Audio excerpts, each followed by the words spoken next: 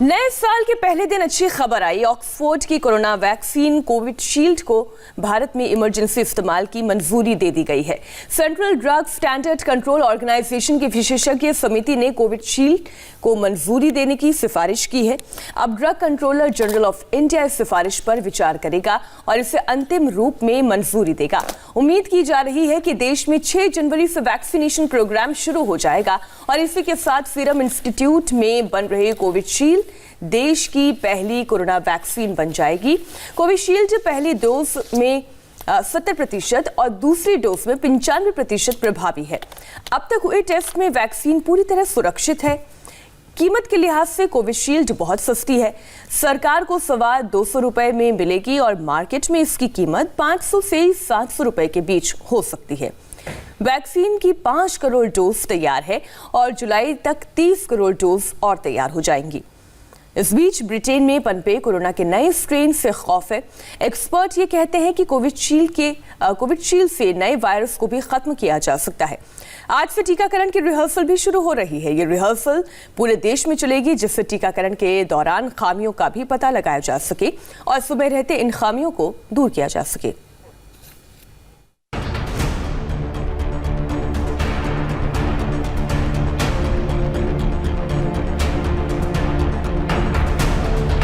पाँच मिलीमीटर की शीशी के अंदर कोरोना का दम निकालने वाली दवा है।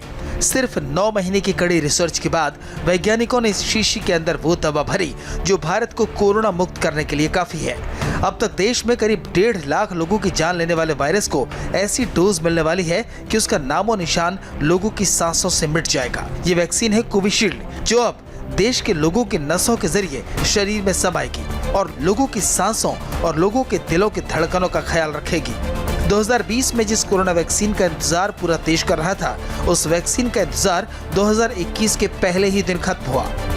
Central Drugs Standard Control Organisation यानी CDSCO की एक्सपर्ट कमेटी ने कोरोना को किल करने वाली वैक्सीन कोविशील्ड के इमरजेंसी इस्तेमाल की मंजूरी दे दी। ऑक्सफोर्ड एस्ट्राजेनेका की इस वैक्सीन का प्रोडक्शन भारत में सीरम इंस्टीट्यूट ऑफ इंडिया कर रहा है।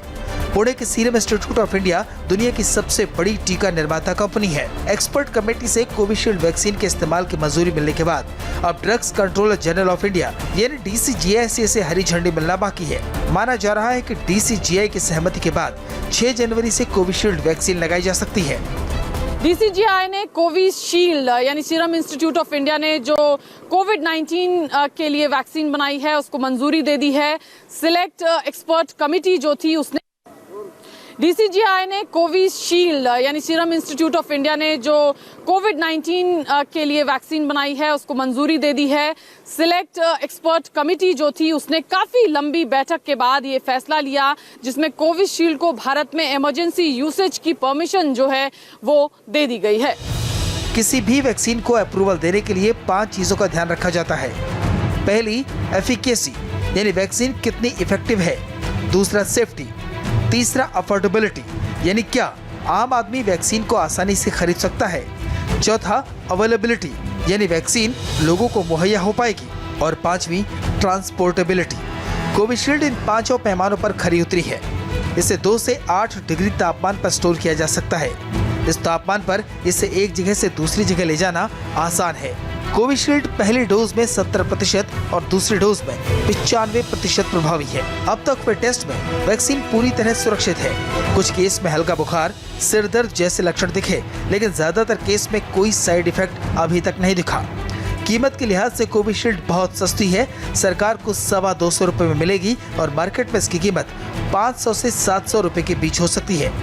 वैक्सीन की 5 करोड़ डोज तैयार है और जुलाई तक 30 करोड़ डोज तैयार हो जाएगी।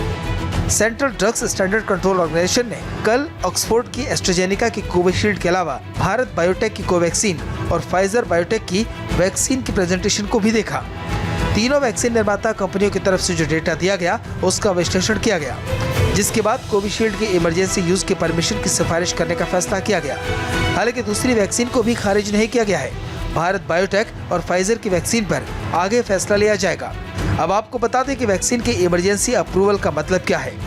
इमरजेंसी अप्रूवल का मतलब है तीसरे चरण के डेटा के अध्ययन और विश्लेषण से पहले ही वैक्सीन के लिए सरकार से इजाजत मांगना।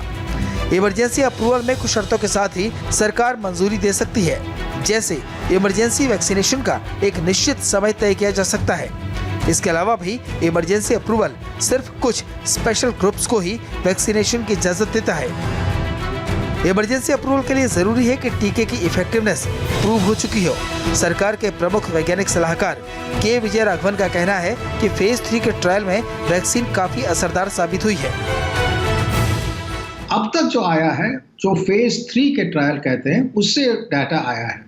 उससे ये बात आती है वो ट्रायल काफी कंट्रोल्ड है। कुछ लोगों को वैक्सीन मिलती है, उसी नंबर के लोगों को वैक्सीन बिना वैक्सीन कुछ प्लेसिबो दिया जाता है और ये देखा जाता है कि इन लोगों से कंपेयर करें तो कितना प्रोटेक्शन मिलता है और उससे 60% से करीब 90% तक एफिकेसी चलती है। लेकिन ये ध्यान रखना चाहिए, ये तो केयरफुली कंट्रोल ट्रायल पे है। जो एफिकेसी अभी है उससे ये कहा जा सकता है कि इफेक्टिवनेस काफी ज्यादा होगी। भारत के लिए कोविशील्ड इसलिए भी बेहतर है क्योंकि फाइजर और मॉडर्ना के मुकाबले काफी सस्ती है और इसका रखरखाव भी बेहद आसान है। वैक्सीन को फ्रिज के तापमान पर ही रखा जा सकता है। इसे रखने के लिए डीप कोल्ड स्टोरेज की जरूरत नहीं होती। वैक्सीनेशन के लिए आज से ड्राई रन शुरू होने जा रहा है। इसके बाद 6 जनवरी से जब लोगों को कोविशील्ड लगनी शुरू होगी तो कोरोना के खिलाफ जंग में तेजी आ जाएगी।